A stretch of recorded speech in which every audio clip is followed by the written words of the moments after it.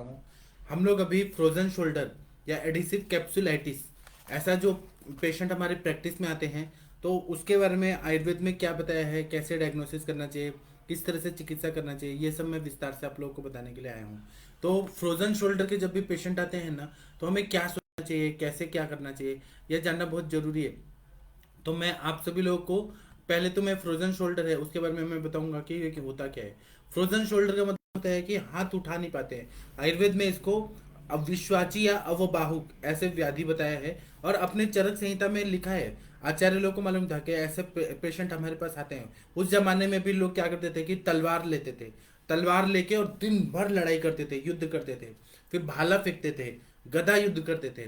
तो उससे क्या होता था कि यहाँ पर जो टेंडन्स है या कैप्सूल है वो हम वहाँ पे इन्फ्लेमेशन हो जाता था। इन्फ्लेमेशन होने की वजह से वहाँ पे फ्रोजन शोल्डर ऐसा हो जाता था कि हाथ ही नहीं उठा पा रहे, मतलब एक तरह से इन्फ्लेमेटरी चेंजेस आ जाते हैं वहाँ पे। तो हमें क्या चिकित्सा करना है, कैसे चिकित्सा करना है, वही मैं विस्तार से आप लोगों को बताऊंगा। आजकल भी पेशेंट हमारे पास आते हैं फ्रोजन शोल्डर के। तो इसमें क्या होता है कि shoulder is very much painful, मतलब बहुत ज्यादा दर्द होता है, उठने बैठने चलते फिरते हर समय पेन होने लगता है शोल्डर में, और वह मूवमेंट जो है वह पूरी तरह से नहीं हो पाता है। उसी तरह से इन्फ्लेमेशन होता है, शोथ होता है बहुत ज्यादा फ्रोजन शोल्डर में।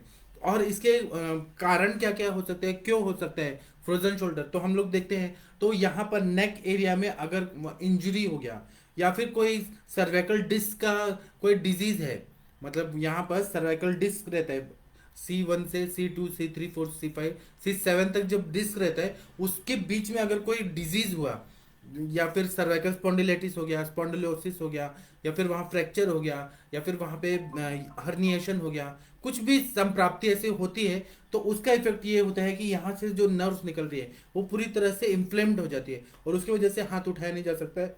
और इसी को विश्वाची या अवबाहु का है। मैं ग्रंथ वाला जो है, चरक संहिता में श्लोक पढ़ना और उसको बताना, वह सब तो हम लोगों ने बार बार पढ़ा है। मैं आपको क्लिनिकली कुछ कुछ मेडिसिन बताता हूँ जो आनुभाविक योग है, जो मेरे आदरणीय गुरुजी वैद्य समीर जमदग्नि सर के नोट्स है। क्या है कि हर समय हम ग्रंथ पढ़ते हैं, लेकिन कुछ अनुभविक चिकित्सा भी रहती है। तो अभी मैं श्लोक लोग नहीं पढ़ूंगा, मैं आप लोगों को पॉइंट टू पॉइंट बताऊंगा कि क्या क्या मेडिसिन देना चाहिए तो फ्रोजन शोल्डर में फायदा होता है। इसी तरह से डायबिटीज जिनको रहता है, मधुमेह जो रहता है, उनको भी फ्रोजन शोल्डर रहता है, क्योंकि नर्व्स और ये आर्टरीज वेन्स ये सब वीक हो जाती है, मसल्स भी वीक हो जाते हैं, तो वहां पे इन्फ्लेमेशन होने के चांसेस बहुत ज्यादा बढ़ जाते हैं। ऐसा आप लोगों ने भी देखा होगा कि डायबिटिक पेशेंट्स को बहुत ज्यादा फ्रोजन शोल्डर के ऐसे इंसिडेंसेस मिलते हैं, मतलब दिखते हैं, वो हमारे प्रैक्टिस में आते हैं। इसी तरह से शोल्डर में ट्रॉमा हो गया, कोई जख्म हो गया, इंजरी हो गया, या कुछ वजन उठा दिया, जिम में गए वहां पे वजन उठा दिया, तो अगर ट्रॉमा हो गया है वहां पे, तो उसकी वजह से भी फ्रोजन शोल्डर ऐसा कंडीशन लेके पेशेंट हमारे प्रैक्टिस में आते हैं। हमें सबसे पहले हेतु निकालना जरूरी है कि क्यों हुआ, फ्रोजन शोल्डर होने का क्या कारण है।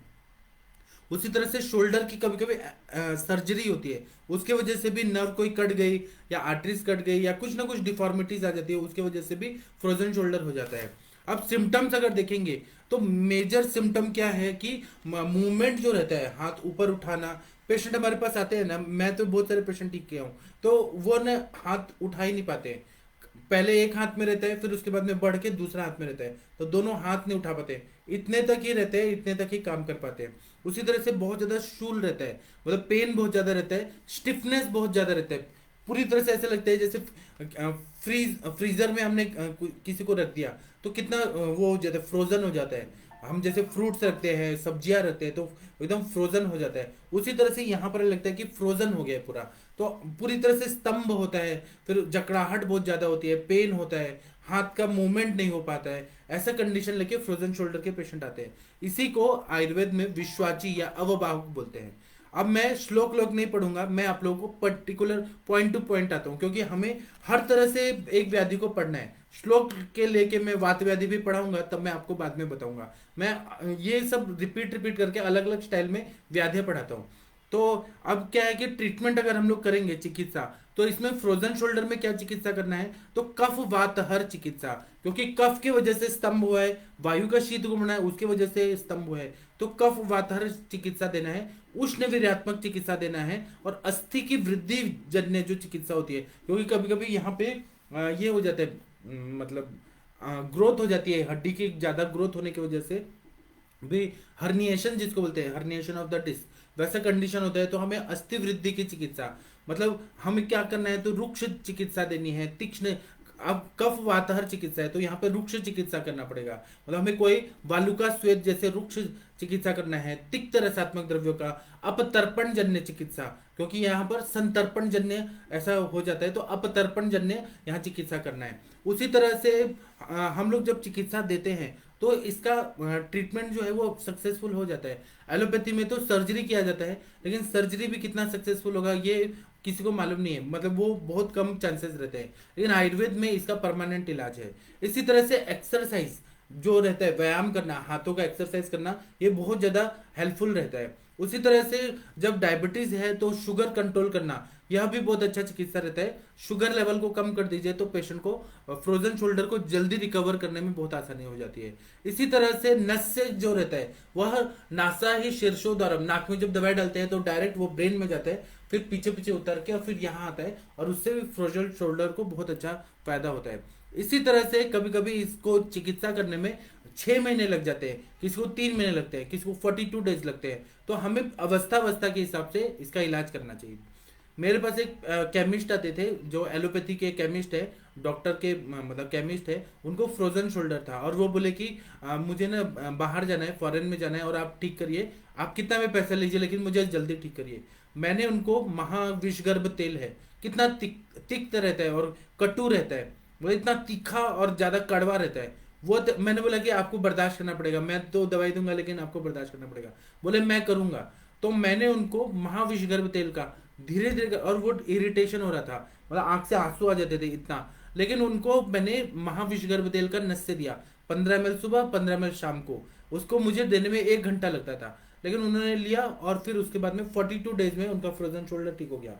इसी तरह से इंटरनल दवाइयों में मैंने उनको एकांगवीर रस दिया, रसराज रस दिया, महायोगराज गुगुल दिया, त्रयोदश दशांग गुगुल दिया, लाक्षा गुगुल दिया, ये गुगुल कल्प, और कुछ मैंने स्वर्ण कल्प दिए, बृहत्वा चिंतामणि, त्रैलोक्य चिंतामणि, ऐसे सब और मैंने इंटरनली उनको गुगुल तिक्त घृतम दिया। और तो ये सब देने से वह पूरी तरह से फ्रोजन शोल्डर ठीक हो गया। लेकिन ये आप लोग के पेशेंट को साथ में होगा कि नहीं? अगर पेशेंट को साथ में नहीं होगा, महाविषगर्भ तेल बहुत ज्यादा कटु रसात्मक, तिक्त रसात्मक रहता है, तो पेशेंट बर्दाश्त कर पाएगा कि नहीं, इसकी मैं गारंटी नहीं दूंगा। मेरे पेशेंट मेरा फॉलो करते हैं, मेरा बात मानते हैं, तो मैंने दिया था, मेरे पेशेंट को फायदा हुआ। हर पेशेंट, अब क्या है कि आपने महाविषगर्भ तेल का नस से दिया और पेशेंट चिल्लाने लगा और आपको मारने लगा, या उनके रिलेटिव बोले। एक तो पेशेंट ने ऐसा किया था कि मैंने महाविषगर्भ तेल दिया तो उसको बहुत ज्यादा ये हुआ, जलन होने लगा गले में, सब सर में ऐसे जलन होने लगा। तो एक लड़की थी, उसको फ्रोजन शोल्डर था, आईटी सेक्टर में काम करती थी, दिन भर माउस चलाना ये काम करती, एक ही हाथ से सब काम था। मैंने उसको दिया तो उसके पापा और दादा आ गए झगड़ा करने कि हमारी बेटी का तो आंखें ऐसी जो रहती है ना, वो एकदम बारीक हो गया था, छोटा हो गया था, आपने क्या तेल डाल दिया। मैंने कहा कि आप अभी 2-3 दिन जाने दीजिए, काउंसलिंग किया मैंने उनको, और फिर वो लड़की ठीक हो गई। ऐसे ही आपके पास भी पेशेंट आ सकते हैं। इतना तीक्ष्ण जो नस है वह मत दीजिए। मैं आप लोगों से बोला, मेरे पास कैसा है कि मैं काउंसलिंग करके उनको अच्छे से समझा सकता हूँ। आप लोग समझा पाएंगे कि नहीं, वो आप लोग का है, मतलब आपका इंटेलिजेंस है। मैंने समझाया तो मैंने वो पेशेंट को ठीक कर दिया। लेकिन हम लोग सेफ मेडिसिन लेके अगर चलते हैं तो शीरबला तेल 101 आवर्ती वाला जो मृदु पाकी रहता है उसका नस से देते हैं तो वह बहुत अच्छे से काम करता है। उसको 3 महीना लगता है, कभी कभी 45 दिन में भी पेशेंट ठीक हो जाते हैं। तो इसी तरह से हमारे सर बोलते हैं मोचरस सिद्ध शीरबला तेल का अगर नस से दे दिया जाए तो फ्रोजन शोल्डर या विश्वाची वो बाहुक में बहुत अच्छा फायदा होता है। इसी तरह से कोई कोई चिकित्सा जो है वो मैं बता रहा हूँ, कफ वात हर कषाय है बहुत सारे, वो मैं बता रहा हूँ। तो गुगुल तिक्ता कषायम है, इसका 45 ml सुबह, 45 ml शाम को, खाने के बाद अगर दे दिया जाए सुबह शाम तो यह बहुत बढ़िया काम करता है। गुगुल तिक्ता कषायम ये कफ वात हर चिकित्सा के लिए इसका बहुत अच्छा फायदा होता है। एंटी इंफ्लेमेटरी एक्शन होता है, सूजन कम हो जाती है, पेशेंट को रिलीफ हो जाता है। इसी तरह से वरुण आदि कषायम 45 ml सुबह, 45 ml शाम को, या अगर हम लोग दे देते हैं तो पेशेंट को बहुत अच्छा फायदा होता है। इसी तरह से रासना सप्तक कषायम, इसका 45 ml सुबह, 45 ml शाम को अगर देते हैं तो बहुत बढ़िया काम होता है। इसी तरह से रासना पंचक कषायम 45 ml सुबह, 45 ml शाम को, इसको देने से बहुत बढ़िया काम होता है।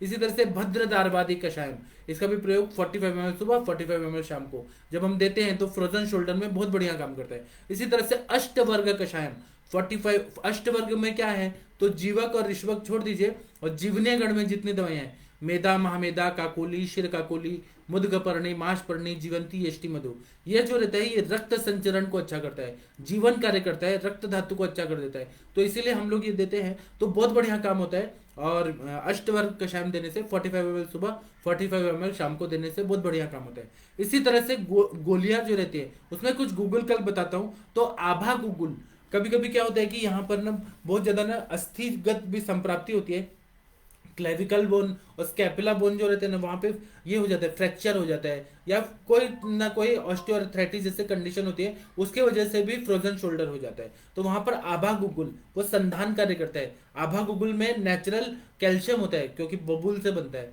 तो उसमें नेचुरल कैल्शियम होता है और वह बहुत ज्यादा मजबूत करता है। इसी तरह से लाक्षा गुगुल, वह भी संधानीय गण के सारे घटक द्रव्यों से बना है। लाक्षा गुगुल, आभा गुगुल बहुत बढ़िया काम करता है। उसी तरह से सिंहनाथ गुगुल, सिंहनाथ गुगुल क्यों काम करता है, क्योंकि अगर आम वात जन्य संप्राप्ति है, उपस्तंभित वायु है, वायु के वजह साम वायु है और उसने उपस्तंभ कर दिया है, पूरा फ्रोजन कर दिया है, तो वहां पर हमें क्या करना है कि सिंहनाथ गुगुल आमवात की दवाई है जिसमें एरंड तेल है, जब हम 2-2 गोली सुबह शाम देते हैं तो सुबह शाम पेट साफ होते जाता है, आम का पचन होता है, आम का शोधन होता है, अग्नि बढ़ता है और ये फ्रोजन शोल्डर ठीक हो जाता है। इस तरह से हम लोग चिकित्सा करते हैं तो बहुत बढ़िया काम करता है। इसी तरह से नवक गुगुल जो है वह मेद की चिकित्सा रहती है और स्त्रोतोरोध को दूर करती है, इसीलिए नवक गुगुल का प्रयोग जब हम लोग करते हैं तो फ्रोजन शोल्डर में काम करता है। इसी तरह से आम जैसे लक्षण है, वायु भी बढ़ा हुआ है और उसके वजह से फ्रोजन शोल्डर है, तो महायोगराज गुगुल बहुत बढ़िया काम करता है। अगर पेन बहुत ज्यादा है तो योगराज गुगुल बहुत बढ़िया काम करता है। अगर वहां पे हमें पित्त की संप्राप्ति है, दाहपाक जैसे लक्षण आ रहे हैं, तो पंचतिक्त घृत गुगुल अच्छा काम करता है। कभी कभी वातरक्त जैसी संप्राप्ति होती है कि बर्निंग सेंसेशन हो रहा है और सारे वातरक्त के सिम्टम्स आ रहे होते हैं, वहां पे जकड़ाहट हो रही होती है, दाहपाक लालिमा हो रहा होता है और ये फ्रोजन शोल्डर होता है, तो वहां पर कैशोर गुगुल बहुत बढ़िया काम करता है। इस तरह से आप लोग ना अपने मेडिसिन को पहले मेडिसिन जान लीजिए और बीमारी समझ लीजिए और आप मेडिसिन सेलेक्ट करके आप दीजिए, बहुत बढ़िया काम करता है। कभी कभी त्रयोदशांग गुगुल, लाक्षा गुगुल, महायोगराज गुगुल ये सब का प्रयोग करते हैं तो बहुत बढ़िया काम करता है। इसी तरह से लेप लगाते हैं हम वहां पर, तो कोट्टम चुक्क्यादि लेपम करके आता है, कोट्टम चुक्क्यादि तेल और कोट्टम चुक्क्यादि चूर्ण, इसको मिक्स करके और फिर वहां पे गरम गरम कोष्ण ऐसा लेप लगा देते हैं। वह अगर या कोई भी उष्ण वीर्यात्मक द्रव्य, त्रिकट्टु का भी लेप करेंगे तो कैसे भी कफ और वायु का शमन करना है, पंचकोल का चूर्ण का आप लेप कर दीजिए, बहुत बढ़िया काम करता है। इसी तरह से कुक्कुट नखी का एक लेप आता है, उसका भी प्रयोग करते हैं चूर्ण का, तो बहुत बढ़िया काम करता है। इसी तरह से तेल का हम लोग अभ्यंग कर सकते हैं, तो कार्पास हस्त्यादि तैलम है, केतकी मूलादि कुजम्बू है, कुजम्बू मतलब तेल और घृत दोनों दो स्नेह से सिद्ध किया हुआ जो मेडिसिन बनता है, तो ये जो है केतकी मुलादी कुजम्बू उसका अभ्यंग करते हैं तो बहुत बढ़िया काम करता है। इसी तरह से पंच स्नेहम तेलम, पंच स्नेहम तेलम का भी प्रयोग करते हैं तो बहुत बढ़िया काम करता है। मैंने ऐसे साउथ इंडिया के बहुत सारे डॉक्टरों का देखा है, मतलब वहां पे क्या होता है तो वहां पर ना बहुत सारे एनिमल्स का फैट्स लेके आते हैं, चर्बी लेके आते हैं, और जहां पर क्षयात्मक संप्राप्ति है और फ्रोजन शोल्डर है, अभी क्या है कभी कभी आवरण जन्य होता है, स्त्रोतोरोध जन्य होता है, कभी कभी क्षयात्मक संप्राप्ति होती है, यहाँ के मसल सूख जाते हैं पूरा डिजेनरेटिव चेंजेस की वजह से, उसकी वजह से भी बहुत ज्यादा फ्रोजन शोल्डर होता है। तो वो लोग क्या करते हैं साउथ इंडिया के डॉक्टर्स कि वहां पर जो एनिमल्स होते हैं उसका फैट्स निकालते हैं और फैट्स को पिघला के और उससे मसाज करते हैं, वो पूरा अंदर ही अंदर पूरा एब्जॉर्ब होना चाहिए।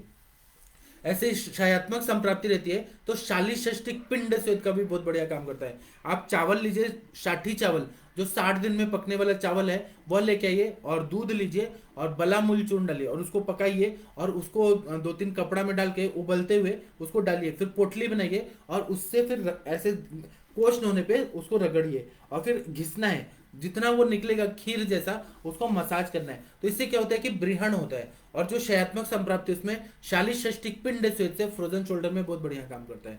इसी तरह से आप लोग वालुका, जब आमवात जन्य संप्राप्ति है तो वालिका स्वेद दे सकते हैं, फिर नाड़ी स्वेद से बहुत बढ़िया काम करता है। कौन सा संप्राप्ति है, उपस्तंभित वायु है कि निरुपस्तंभित वायु है, वो सबसे पहले देखना बहुत जरूरी है। या फिर एक्सरे करा के देख के आप पता चलेगा कि C1 C2 C3 C4 C7 इनके बीच में इंटरवर्टिब्रल डिस्क है, उसमें डिजनरेटिव चेंजेस है क्या, या फिर वो पास पास आ गए हैं, कॉम्प्रेशन हो रहा है क्या, यहाँ की जो वेन है वो बहुत ज़्यादा कंप्रेस हो रही है क्या, मसल्स में वेस्टिंग है क्या, ये सारा चीज़ है ना वह समझ के ही आप पेशेंट को एग्जामिन करिए कहाँ से पेन हो रहा है। वेस्टिंग ऑफ मसल्स है कि वहाँ पे उपस्तंभित वायु है, आम अवातजन्य संप्राप्ति, ये सब अच्छे से समझ के, जब तक आप समझेंगे नहीं केवल फ्रोजन शोल्डर लेके आए पेशेंट तो ऐसा नहीं होता है। आपको अपने हिसाब से संप्राप्ति समझ के, हेतु क्या है वह समझ के और फिर चिकित्सा करें। अगर इंजुरी जन्य संप्राप्ति है, मतलब कोई वजन उठा दिया और यहाँ पे मसल्स टेयर हो गया और उसके वजह से फ्रोजन शोल्डर है,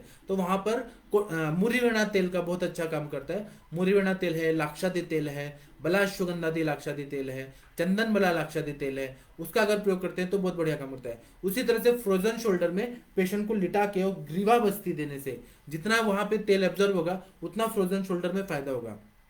इसी तरह से महामाश तेल, ये आप लोगों को मालूम होगा, महामाश तेल का प्रयोग करते हैं। तो महामाश तेल इसके लिए ही बना है, विश्वाची और बाहु के लिए बना है, उसका प्रयोग करते हैं। या माश सेंधवादी तेल, आप लोगों को मालूम है सेंधा नमक और माश, माश मतलब उड़ीद, माश सेंधवादी तेल, इससे अगर मसाज कर दिया और फिर नाड़ी स्वेद दिया जाए बहुत बढ़िया क्लासिकल एकदम बढ़िया पेशेंट हो जाते हैं। मैंने तो ऐसे पेशेंट देखे हैं जिनका 3-3 4-4 बार सर्जरी हुआ फ्रोजन शोल्डर के लिए, जहां पर भी ये हो जाता है ना, इंफ्लेमेटरी चेंजेस होते हैं, तो डॉक्टर्स लोग ये कट करते हैं, ओपन करते हैं और इन्फ्लेमेशन जो हुआ है उसको कट करते हैं पूरा, और वहां पे कुछ कुछ एंटीबायोटिक वगैरह डाल देते हैं लिक्विड, और फिर ये करते हैं, ड्रेसिंग करते हैं, फिर सिल देते हैं, ऐसा करते हैं। तो लेकिन वो सक्सेसफुल नहीं होता है, क्योंकि इसका हेतु अगर देखा जाए, जैसे आम वातजन्य है तो आम तो पेट में है ही, आमाशय में है, और वही जाके सामवायु जाके फ्रोजन शोल्डर बार बार कर देता है। या क्षयात्मक संप्राप्ति है तो कितना भी आप सर्जरी करिए वहां पर क्षय की चिकित्सा, धातु की अग्नि को अच्छा करना और धातुओं का बल बढ़ाना ये बहुत जरूरी होता है। तो कभी कभी आवरण जन्य संप्राप्ति होती है, वायु और कफ इसका आवरण होता है एक दूसरे पे, इसके वजह से भी फ्रोजन शोल्डर होता है। कभी कभी नर्व्स की पैथोलॉजी होती है तो उसमें हमें जो स्वर्ण कल्प है, स्वर्ण मालिनी वसंत है, बृहत्वाद चिंतामणि, त्रैलोक्य चिंतामणि, कभी कभी अगर डायबिटीज है तो वसंत कुसुमाकर रस, ऐसे स्वर्ण कल्प देना पड़ता है। पंचामृत, कभी नर्व का बहुत ज्यादा डैमेज हो गया है और फ्रोजन शोल्डर है तो पंचामृत लो गुगुल, इसका बहुत बढ़िया काम होता है, स्वर्ण कल्प का प्रयोग करते हैं। और जब पेशेंट रिकवर हो रहा है तो हमें क्या करना है कि पेशेंट को हमें रसायन पे रख देना है। तो जैसे कि ब्रह्म रसायन खा रहे हैं पेशेंट, अश्वगंधा, और जो डायबिटिक पेशेंट है उनको शिलाजित रसायन या त्रिफला दे देते हैं, शिलाजित रसायन उस पर रख देते हैं, तो बहुत बढ़िया पेशेंट टिक के रहता है, उसको फिर से फ्रोजन शोल्डर नहीं होता, नहीं तो ये रिकरेंसी के चांसेस बहुत ज्यादा बढ़ जाते हैं। इसी तरह से रुक्ष स्वेद जो रहता है वो बहुत बढ़िया काम करता है। बालू को लेके आइए, सैंड को लाइए, जो नदी वाला बालू है वो आर्टिफिशियल क्रश सैंड नहीं, जो नदी वाला बालू है वो लेके आइए और उसको कढ़ाई में भून दीजिए, ब्राउनिश रंग का हो जाएगा तो 2-3 कपड़ा लेके उसका पोटली बनाइए और उसका ड्राई ऐसे सेक करिए, और वो भी इतना नहीं कि चटका लगे पूरा जल जाए, ऐसा नहीं है, हमें युक्ति पूर्वक करना है। मेन अल्टीमेट गोल क्या रहता है कि हमारा पेशेंट ठीक होना चाहिए। तो वहां बालू का स्वेद करने से फ्रोजन शोल्डर में जो फ्रोजन हो गया है पूरा, वह पूरी तरह से खुल जाता है पेशेंट का, फिर हाथ आगे पीछे सब होने लगता है। कभी कभी ऐसे पेशेंट आते हैं जो 10-10 साल 20-20 साल से उनको फ्रोजन शोल्डर है और उन्होंने फिजियोथेरेपी कराया, पेन किलर खाया, तब भी नहीं ठीक हो रहे हैं। तब क्या करना है, तो सबसे अच्छा है अग्नि कर्म करना। जहां पर उनको ज्यादा पेन है, स्तंभ है, वो पॉइंट को आप लोग ऐसे प्रेस कर करके चेक कर लीजिए और उसके बाद में स्केच पेन या मार्कर पेन से आप पॉइंट बना दीजिए। फिर उसके बाद में लौह शलाका लीजिए या ताम्र शलाका या पंच धातु की शलाका या स्वर्ण शलाका, इसको पूरी तरह से लाल करके और वहां पर हमें चटका देना है, अग्निकर्म करना है। अग्निकर्म करने से क्या होता है कि वहां पर ये जो रहता है वायु जो रुका हुआ है वह पूरी तरह से सर्कुलेट होने लगता है और उसके वजह से फ्रोजन शोल्डर ठीक हो जाते हैं। कभी कभी विद्ध कर्म करते हैं, विद्ध कर्म में निडल्स आते हैं और उसको जैसे एक्यूपंक्चर करते हैं वहीं पे ऐसे घुसा देते हैं, एक्यूपंक्चर करते हैं ना तो उससे भी हवा निकल जाती है, वायु निकल जाती है, उससे भी फ्रोजन शोल्डर बहुत अच्छे से ठीक हो जाता है। कभी कभी हमें वहां पे रक्त मोक्षण करना पड़ता है, अगर वहां पे दूषित रक्त है और सर्वाइकल स्पॉन्डिलोसिस जैसे कंडीशन है, हम नस से दे रहे हैं, बस्ती दे रहे हैं, तिक्तक क्षीर बस्ती दे रहे हैं, सब कुछ दे रहे हैं, तब भी नहीं पेशेंट ठीक हो रहा है, तो वहां पे रक्त मोक्षण कराना है, या तो सिरा से निकालिए या जलौका लगा दीजिए। वो फिर अशुद्ध रक्त निकल जाता है ना, तो फ्रोजन शोल्डर का जो स्टिफनेस है और मूवमेंट जो रेस्ट्रिक्ट हो गया है वो पूरी तरह से ठीक हो जाता है। तो इसीलिए इसका प्रयोग करना बहुत श्रेष्ठ है चिकित्सा। इसी तरह से पिजिचिल है। पिजिचिल है कि तेल की धारा गिराना है कोष्ण जल की, जहां पर भी हुआ है तो पेशेंट को लिटा देना है प्रोन पोजीशन में, सुपाइन प्रोन पोजीशन में लिटा के, और फिर चिंचादि तेलम का तेल गरम गरम उधर डालना है, कोष्ण, गरम नहीं कोष्ण, ऐसे धारा गिराना है। कार्पस हस्त्यादि तेलम का करना है, या विश्व गर्भ तेल।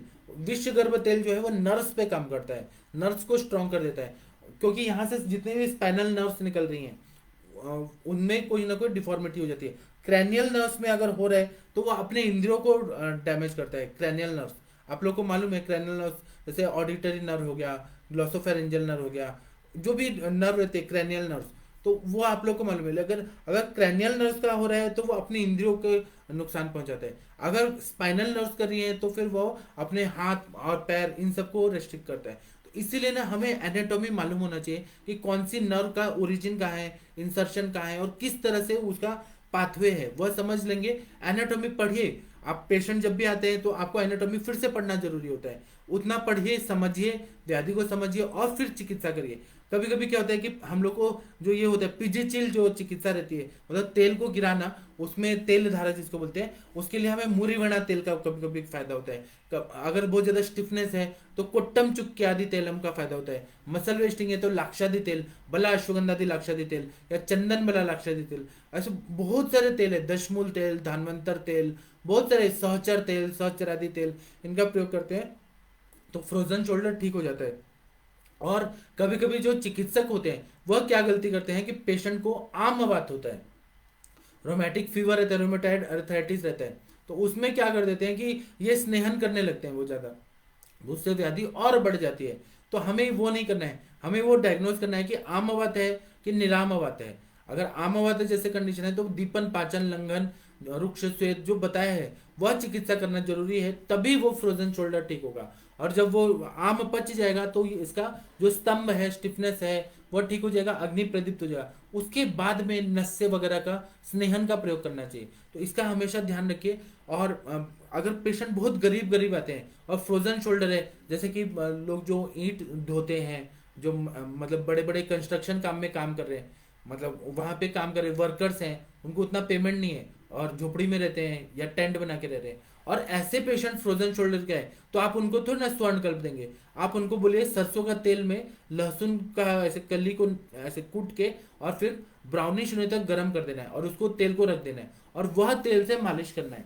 जितना वो मालिश करेंगे उतना स्तंभ है और शूल है वह कम होगा। और बाद में सिंपल सिंपल जो दवाइयां हैं, जैसे गुगुल कल्प मैंने बताया, महायोगराज गुगुल, त्रयोदशांग गुगुल, जो सस्ती दवाइयां हैं, सस्ती से सस्ती दवाइयां देके हम फ्रोजन शोल्डर को ठीक कर सकते हैं। तो हमें आयुर्वेद की चिकित्सा करनी है तो गरीब है लेकिन आड्य है, मतलब वो अपने दवाई का मूल्य तक दे रहा है लेकिन स्वर्ण कल्प नहीं अफोर्ड कर रहा है, घृत कल्पना नहीं अफोर्ड कर रहा है। तो आड्य का मतलब ये नहीं है कि बहुत ज्यादा अमीर होना चाहिए, सब टाटा बिरला अंबानी ही आएंगे, ऐसा नहीं है। आड्य का मतलब है कि उनका इंटेंशन सही है कि वो हमें पैसा दे दे मेडिसिन का, ऐसे लोगों को हमें ठीक करना है। तो हम गरीबों के लिए भी हैं चिकित्सक, अमीरों के लिए। और गरीब अगर आ रहे हैं तो बला चूर्ण दीजिए, देवदार का काढ़ा दीजिए, जो वात शामक द्रव्य हैं, मधुर रसात्मक है, वह सारे मधुर मधुर शीत रसात्मक है, विदारी है। अगर अमीर हैं तो आप मुसली जैसे द्रव्य भी दे सकते हैं ब्रीहण करने के लिए, अश्वगंधा दे सकते हैं। लेकिन गरीब है तो इनको हमें 50 रुपए वाला भी पेशेंट चाहिए, 100 रुपए वाला भी चाहिए और 1 लाख वाला भी पेशेंट चाहिए। पेशेंट के लिए हम लोग डॉक्टर हैं, तो हमें ये नहीं सोचना चाहिए कि ये अफोर्ड नहीं कर सकता तो इसको भगा दो। भगाना किसी को नहीं है, वो आए, अगर वो उसके पास उतनी ही औकात है, उतना ही फीस दे सकते हैं, कोई बात नहीं, हम उसको चूर्ण से करेंगे और नस से देते रहिए। मैंने तो बहुत सारे जो गरीब गरीब पेशेंट है जो शीर वाला तेल अफोर्ड नहीं कर पाते थे, मैं 200 रुपए का तिल तेल लेके आया और तिल तेल को मैंने ड्रॉपर में भर के और उसका नस से दिया। पेशेंट भी खुश, मैं भी खुश, और पेशेंट का भी व्याधि भी निकल गया। वहां स्नेहन जितना होता है ना उतना बढ़िया काम करता है। अगर पेशेंट अफोर्डेबल है तो फिर उस हिसाब से आप उनको ट्रीटमेंट दे सकते हैं। उसी तरह से रसायन है तो रसोन रसायन जो है वो बहुत बढ़िया काम करता है। लहसुन रसायन के रूप में अगर सेवन कर दिया जाए तो पेशेंट का जो ये आवरण जन्य संप्राप्ति और वात और कफ के वजह से ये स्तंभ और शूल ये सब हो रहा है, तो लहसुन अगर खाने के लिए दिया जाए रसायन मात्रा में तो बहुत बढ़िया काम करता है। बहुत सारे आचार्य हैं ये बोलते हैं कि जलोकावचारण से फायदा होता है, कुछ लोगों का मत है कि जलोकावचारण से फायदा नहीं होता। तो जलोकावचारण से किसको फायदा नहीं होता? जहां पर आम अवातजन्य संप्राप्ति है वहां पर फायदा नहीं होता। जलोकावचारण का फायदा कहाँ होता है? जहां पर रक्त दुष्टि रहती है, वायु की दुष्टि रहती है, वहां पर जैसे वात रक्त जैसे संप्राप्ति है वहां पर जलोकावचारण कर दिया तो बहुत बढ़िया काम होता है। तो आपके पास जब भी पेशेंट आते हैं फ्रोजन शोल्डर के, आप लोग को एक तो ले लेना है सारे केस, हर तरह के केस आप ले लीजिए, और अगर आपको कहीं पर भी अटक रहे हैं तो आप मुझसे पूछिए, मैं आपको बताऊंगा, अच्छे से ट्रीटमेंट बताऊंगा। तो इस तरह से आप लोग करेंगे, आप लोग की चिकित्सा सफल ही होने वाली है। अभी मैं विश्वाची और अवबाहुक ये टॉपिक पर संस्कृत में भी बताऊंगा, चिकित्सा सिद्धांत बताऊंगा, लेकिन अभी मैंने जो बताया ये क्लिनिकली प्रूवन सारे काढ़े और ये सब है, वह मैंने बताने का कोशिश किया।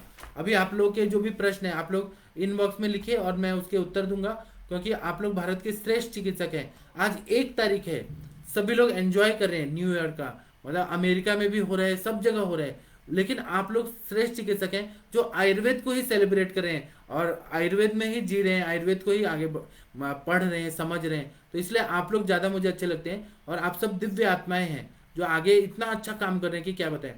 मैं अपना नंबर दे रहा हूँ। डॉक्टर जितेंद्र भाटिया जी नमस्ते, प्रणाम आपको। डॉक्टर गणेश अवारी जी बोल रहे हैं please made hypertension in young age. जिनको भी हाइपरटेंशन होता है ना, तो पहले देखिए उनको स्ट्रेस फैक्टर कितना है, तो आप अगर शिरोधारा करा देंगे तो बहुत बढ़िया काम कर देंगे।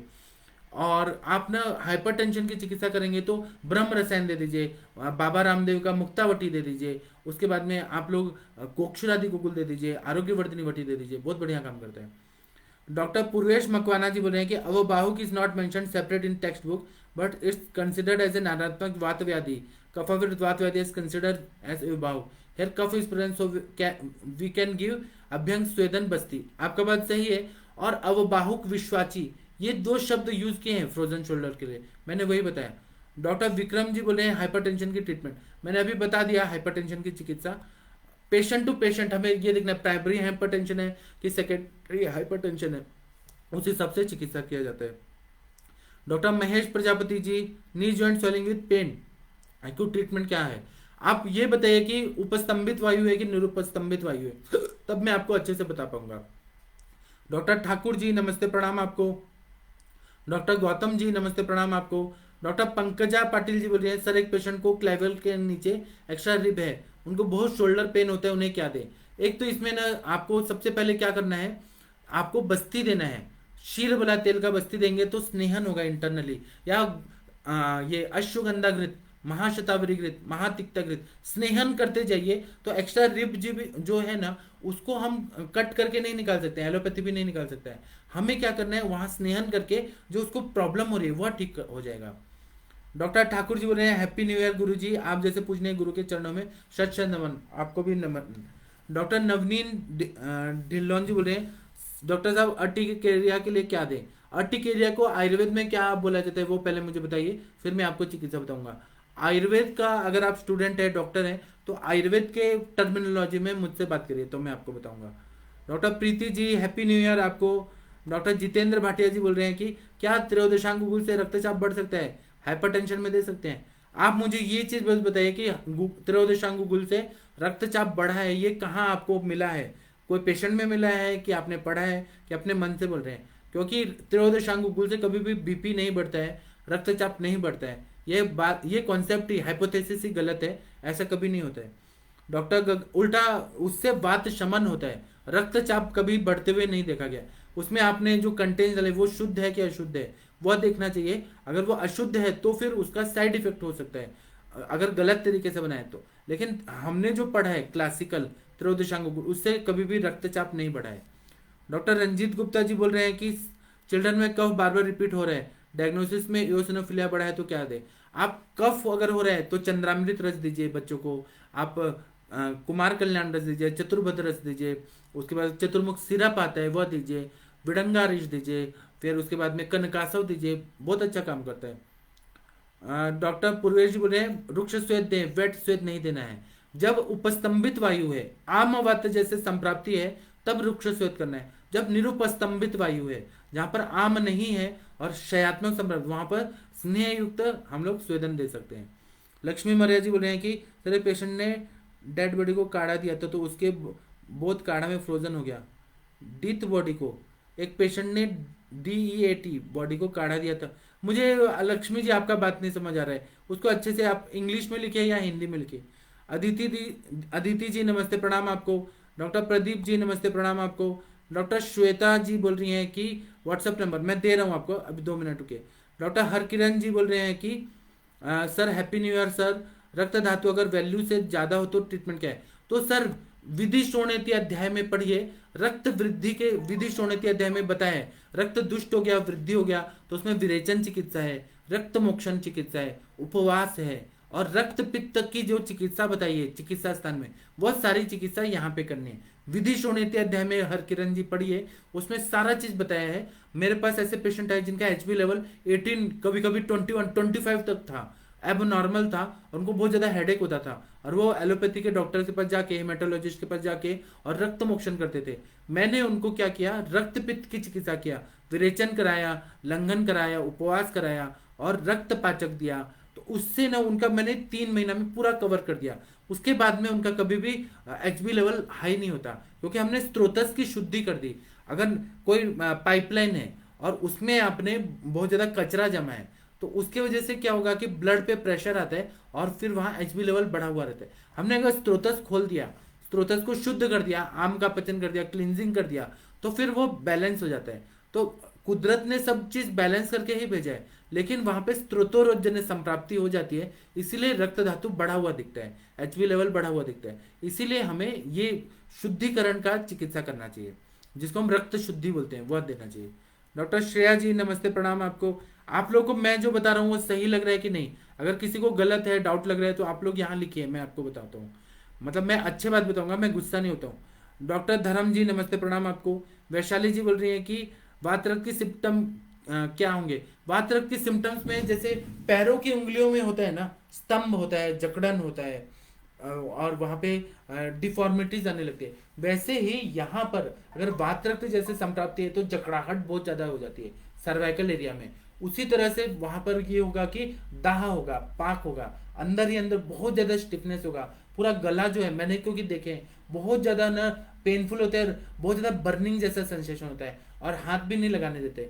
जैसे पैर की उंगली में गाउटी अर्थराइटिस होता है गाउट में, वैसे ही यहाँ पर भी गाउटी अर्थराइटिस यहाँ पर भी हो जाता है। तो इसे, और उसमें हेतु मिलता है कि सिगरेट स्मोकिंग, रात्रि जागरण, फिर उसके बाद में अति मैथुन, दाल वाले, हाई प्रोटीन डाइट, ये सब मिलते हैं। लोग जिम में जाते हैं ना कि बहुत हाई प्रोटीन डाइट, और जिनको साथ में नहीं है वो प्रोटीन डाइट करने की वजह से और ये सारे रक्त प्रकोपक आहार विहार करने से ये हो जाते हैं वात रक्त जैसे संप्राप्ति। वहां पे रक्त मोक्षण होना चाहिए, विरेचन होना चाहिए, कैशोर गुगुल, फिर तिक्तक क्षीर बस्ती का जो कंटेंट है वो पीने के लिए भी देना है, नीचे से भी बस्ती देना है। और नस्य में आप कोई भी पित्त शामक जैसे चंदन वाला लाक्षादी तेल या दुर्वा घृत, ऐसे जो वायु और रक्त को भी शमन करे, ऐसे तेल का या घृत का हमें नस्य देना चाहिए, तो बहुत बढ़िया काम होता है। और वात रक्त जन्य जो फ्रोजन शोल्डर रहता है वो टिपिकल समझ आता है। इसके लिए आपको पेशेंट बहुत सारे देखने हैं, तभी आप फाइनल कंक्लूजन में होंगे। बहुत ज्यादा पेशेंट आएंगे तो एक आध पेशेंट तो आएगा ही आपके पास वात रक्त का,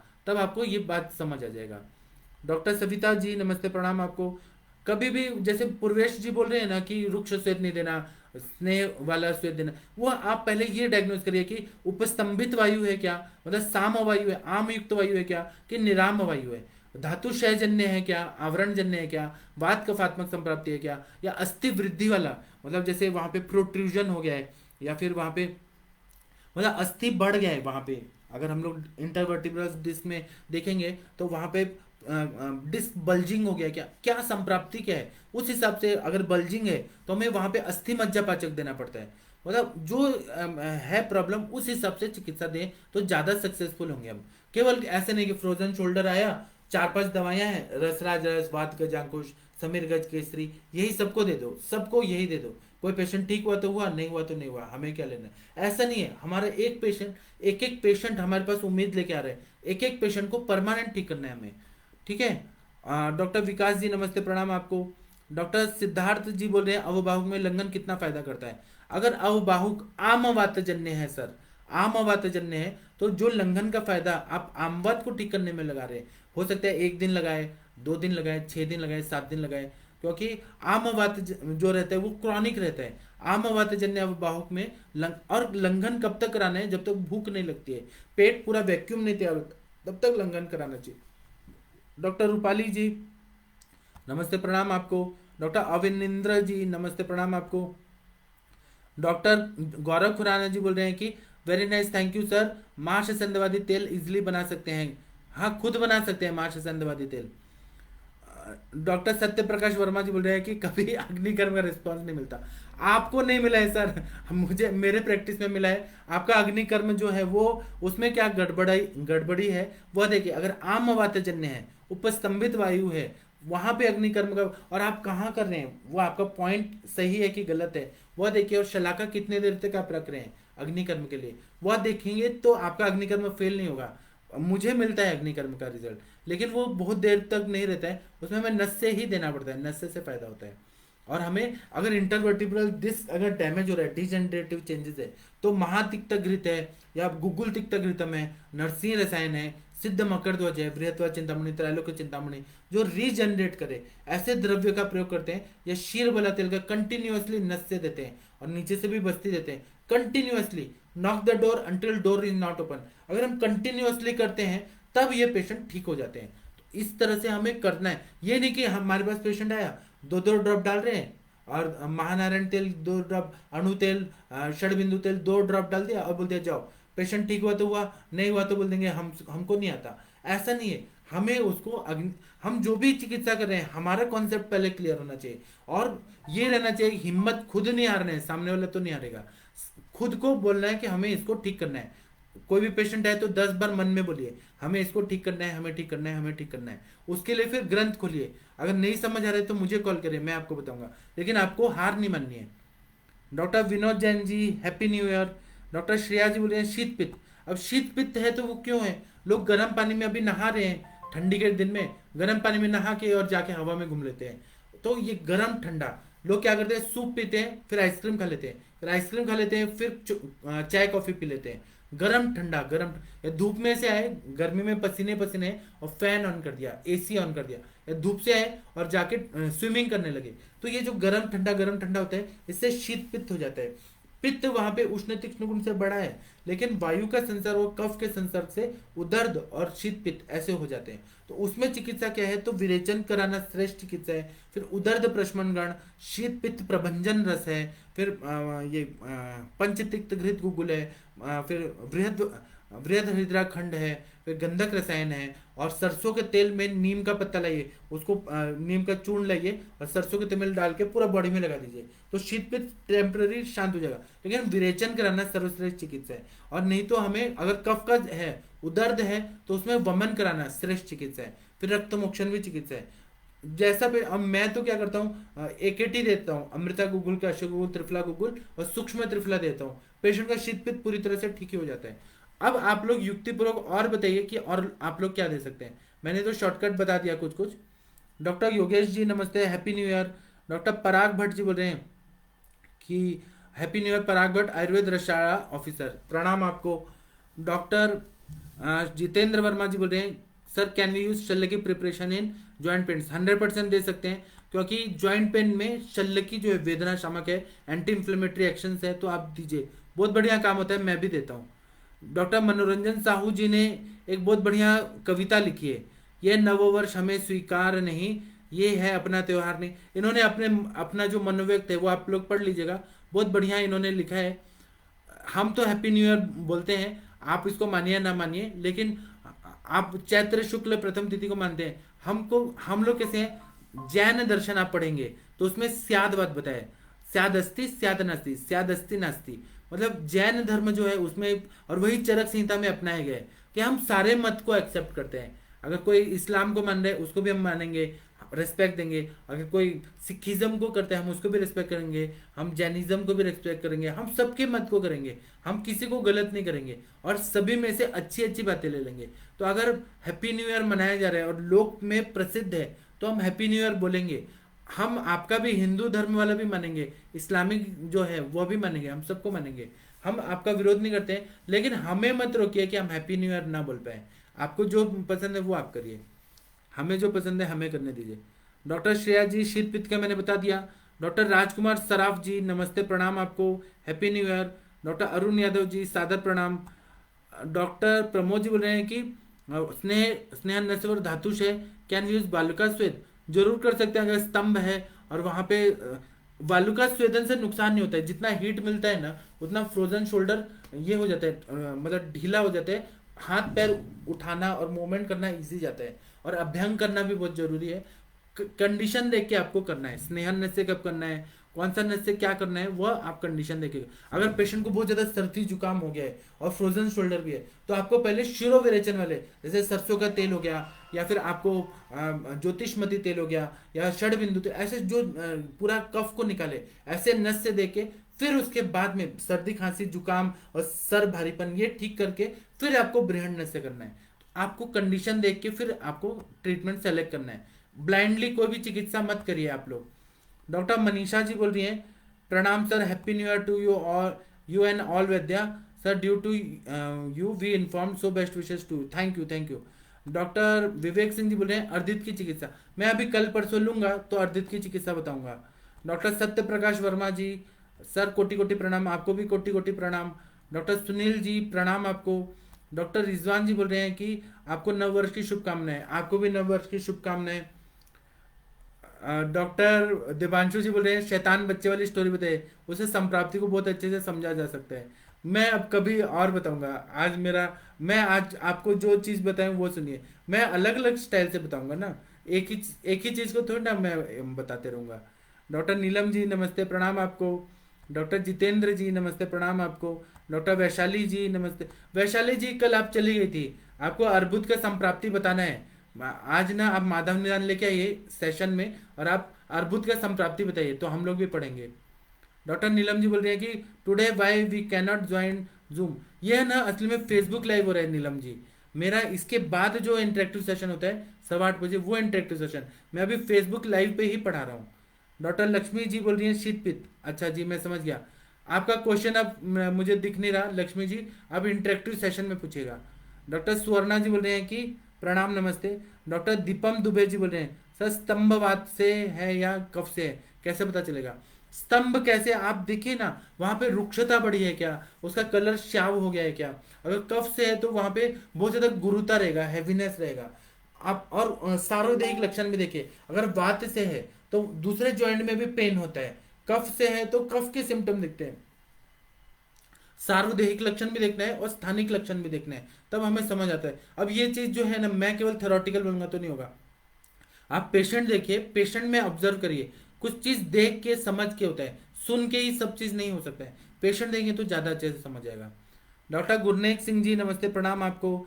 doctor Prashant Bhatt ji thank you आपको, आपने कहा कि नववर्ष के आपको बहुत बहुत शुभकामनाएं, ऐसे ही मार्गदर्शन करते रहिए, ऐसे ईश्वर से प्रार्थना। Thank you thank you.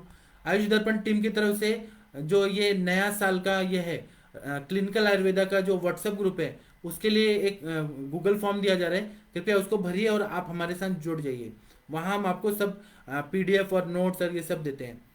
Doctor Devanshu जी बोले हैं वात व्याधि पे लेपन का, जी मैं जरूर करूँगा, लेपन कर्म का लाइव डेमोन्स्ट्रेशन मैं दूंगा, जरूर दूंगा।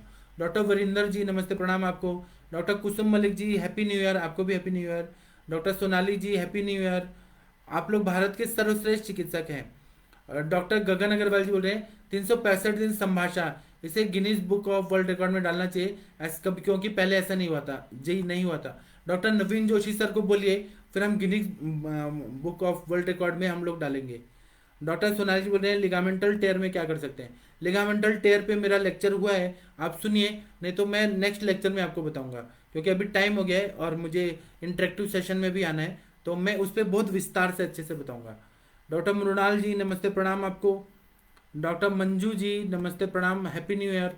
आप लोग भारत के श्रेष्ठ चिकित्सक हैं, तो और दिव्य आत्माएं हैं आप लोग को पता है सुबह सुबह आज 76 लोग जूम पे माधव निदान पढ़ने आए थे, और कम से कम 7,000 लोगों ने आज माधव निदान की क्लास अटेंड किया फेसबुक के थ्रू। इतना बढ़िया आज का सेशन हुआ। 1 तारीख हमारा एकदम शुभकारी हुआ है, और हमने शास्त्र पढ़ा, अपना साइंस पढ़ा। सुबह सुबह जब पूरी दुनिया सो रही थी, आयुष दर्पण के चिकित्सक पढ़ रहे थे। तो कितना मतलब ग्रेट लोग हैं आप लोग। पिछले जन्म में भी आप लोग चिकित्सक ही थे, और आगे आने वाले जन्मों में भी आप लोग चिकित्सक ही होंगे, और अच्छे चिकित्सक हैं आप लोग, ऐसे आलतू फालतू चिकित्सक नहीं है। इसलिए मुझे इतना प्राउड फील होता है। मुझे आप लोग के साथ रहना, आप लोगों को पढ़ाना, आगे बढ़ाना बहुत अच्छा लगता है। देखिए, इंटरेक्टिव सेशन का आईडी है, ये मैंने दे दिया है। अपना नंबर और पासवर्ड भी दे देता हूँ। अपना मेरा व्हाट्सअप नंबर आप लोगों के पास अगर नहीं है तो आप लोग लिख लीजिए। कोई भी आप लोगों को डिफिकल्टी आती है तो आप लोग मुझसे पूछिए, मैं खुल के सब चीज़ बता देता हूँ। मेरे को कोई भी चीज़ छुपाना नहीं है, क्योंकि मैं प्रैक्टिस करता हूँ। मुझे ऐसा लगता है कि आप लोग का भी बहुत अच्छा प्रैक्टिस हो। मैं अपने गुरुजी के पास 12 साल रहा हूँ, जमदग्नि सर के पास। तो मैंने सर का जितना भी ज्ञान है वो सब लेके आप लोग तक मैं ट्रांसफर कर रहा हूँ। तो अभी मैं अपना लेक्चर समाप्त करता हूँ। प्रणाम सभी लोगों को, कोटि कोटि नमस्ते। जो भी डिफिकल्टी आती है व्हाट्सएप पे पूछिए, या इंटरेक्टिव सेशन में आइए, वहाँ हम लोग डिस्कस करेंगे। तो सभी को प्रणाम, नमस्ते। और आप लोग खुश रहिए, आबाद रहिए, तरक्की करिए, ऐसी शुभकामना देते हुए हैप्पी न्यू ईयर।